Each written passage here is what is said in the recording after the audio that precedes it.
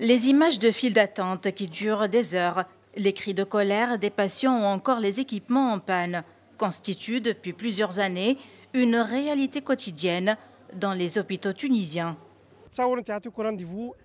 Imaginez, ici, les rendez-vous qu'on nous donne sont généralement très loin, allant jusqu'à un an.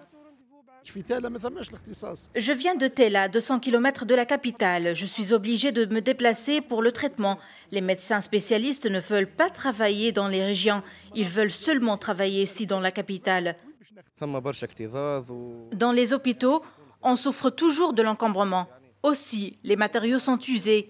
Les scanners sont souvent en panne. La Tunisie est frappée par un drame qui révèle à nouveau la dérive de son secteur hospitalier. Réagissant au scandale déclenché suite au décès des nouveau-nés au centre de maternité de Tunis, le chef du gouvernement, Youssef Chaed, a déclaré qu'il faudra mettre un terme au laxisme dans le secteur de la santé publique. Aujourd'hui, tout le monde parle de l'impunité totale, la corruption, le manque d'autorité. Personne ne peut le nier.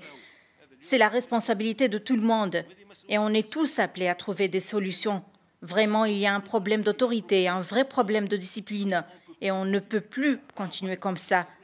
C'est à nous, en tant que gouvernement, de protéger la santé publique. Le système appliqué actuellement est un système obsolète. Il faut revenir en 2005 pour avoir une vraie réforme. J'appelle ça un prémisse de réforme. Depuis lors, rien n'a été fait. Bien sûr, après la Révolution, les 8 ans, il y a eu un changement ministériel qui a avoisiné 11 ministres en 8 ans, ce qui fait même pas 7 mois par ministre, ce qui ne peut pas permettre de faire des vraies réformes. Malgré les difficultés, la Tunisie dispose encore aujourd'hui d'un système de santé de référence dans le monde.